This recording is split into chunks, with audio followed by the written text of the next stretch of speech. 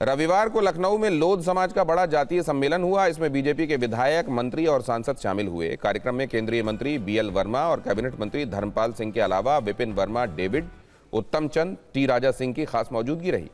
बड़ी संख्या में लोध समाज के लोग भी यहां पहुंचे। बीजेपी विधायक बृजभूषण राजपूत और कैबिनेट मंत्री स्वतंत्र देव सिंह के बीच झड़प के बाद इस सम्मेलन का खास महत्व है। बृजभूषण राजपूत लोध समाज से हैं, जबकि कैबिनेट मंत्री स्वतंत्र देव सिंह कुर्मी। नोट करने वाली बात यह है कि लोध सम्मेलन में खुद विधायक बृजभूषण राजपूत मौजूद नहीं थे। वैसे लोध समाज हमेशा से बीजेपी के साथ रहा है। कल्याण सिंह इसी समाज से आते थे, जो बीजेपी में काफी आगे तक पहुंचे। वहीं स्वतंत्र देव सिंह और बीजेपी के मौजूदा प्रदेश अध्यक्ष पंकज चौधरी कुर्मी समुदाय से हैं। ऐसे में यह पूरा विवाद कुर्मी बनाम लोध हो गया है, जिससे बीजेपी की चिंता बढ़ गई है। जातिगत आधार पर देखें तो यादव के बाद ओबीसी में सबसे बड़ी आबादी कुर्मी समुदाय की है। 16 जिलों में कुर्मी और पटेल वोट बैंक 10 से 15% तक है। यूपी में लोध समुदाय की आबादी 6 से 8% है। 70 विधानसभा और 12 लोकसभा सीटों में निर्णायक हैं। पश्चिमी यूपी के कुछ जिले और विशेष रूप से बुंदेलखंड में लोध वोट 5 से 10% तक है।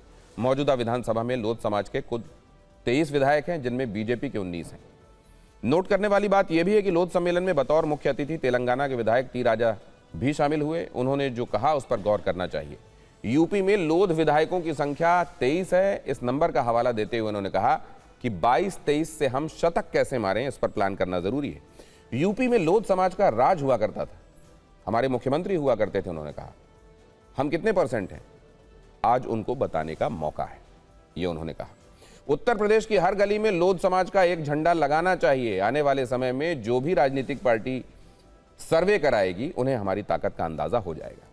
तेलंगाना के विधायक टी राजा सिंह लोध जाति से हैं, जो मूल रूप से यूपी से ही आते हैं। पिछले साल जून में उन्होंने बीजेपी छोड़ दी थी। 90 के दशक में जब ओबीसी समाज से बीजेपी की बहुत कुर्बत नहीं थी, प्रॉक्सिमिटी नहीं थी, उस दौर में लोध समुदाय बड़े वोट बैंक की तरह बीजेपी के साथ रहा। 2024 में कुर्मी समुदाय ने समाजवादी पार्टी को बड़ी संख्या में वोट किए तो लोध वोटर में भी सेंधमारी हुई। ऐसे में बीजेपी लोध समाज को नाराज करने का जोखिम नहीं उठा सकती और इसलिए यूपी बीजेपी के नए अध्यक्ष के लिए चुनौती बढ़ गई है। उन्होंने ब्राह्मणों की बैठक पर नोटिस जारी कर दिया था, तो लोध सम्मेलन पर अब वो क्या करेंगे? सवाल यह भी है कि क्या यूपी में बीजेपी के अंदर नई स्क्रिप्ट तैयार हो रही है? क्या यूपी में लोध और कुर्मी आमने सामने आ गए हैं? हालांकि विपक्ष को इस मामले में मजा आ रहा है। समाजवादी पार्टी का कहना है कि इस सरकार में सभी जातियों के लोग दुखी हैं, इसीलिए अलग अलग जातियां अब अपनी आवाजें अलग अलग उठा रही हैं।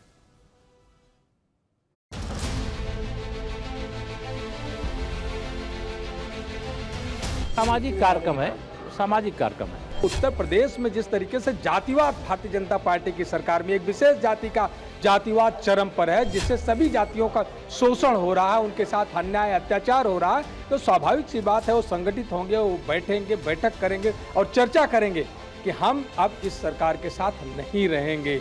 सब भारतीय जनता पार्टी के एक एक कार्यकर्ता, एक एक विधायक, एक एक सांसद, सब एक परिवार है और वो बैठ कर के चाय पानी पी सकते हैं। उसमें कोई दिक्कत, किसी को प्रॉब्लम नहीं होनी चाहिए, ना है। बीजेपी पार्टी में खुद लोधी समाज के 2 फाड़ हैं, 2 गुट हो गए हैं और ये कारण खुद बीजेपी नहीं कराया है कि लोधियों को 2 आपस में गुट बांट दिया गया है कि आपस में लड़ता रहे, जिसमें लोधी समाज का सबसे ज़्यादा नुकसान हो रहा है। और लोधियों को समझना चाहिए कि अगर 2 गुट हो जाएंगे तो फिर हम जाएंगे कहाँ। देखिए, बहुत ही सुंदर कार्यक्रम हुआ है। लोध लोधी लोधा महासभा के हमारे राष्ट्रीय अध्यक्ष भी यहाँ पर उपस्थित है। बहुत ही सुंदर कार्यक्रम हुआ है, जिसमें केंद्रीय मंत्री जी हमारे बीएल वर्मा जी भी आए हैं और राज्य मंत्री धर्मपाल सिंह जी भी आए और बहुत सारे विधायकगण, यानी उत्तर प्रदेश के कोने कोने से सभी लोग इस कार्यक्रम में आकर इस कार्यक्रम को सफल बनाया। पहले राजपूत विधायकों की एक बैठक हुई, वो भी विधानसभा सत्र के दौरान हुई। उसके बाद पिछले विधानसभा सत्र के दौरान ब्राह्मण विधायकों की एक बैठक हुई, जिस पर बीजेपी ने तो एक्शन लेने तक की बात कह दी थी। अब इस बार लोधी समाज के लोगों ने बड़ी बैठक की है, सम्मेलन हुआ है और इसके भी सियासी मायने निकाले जाने लगे हैं।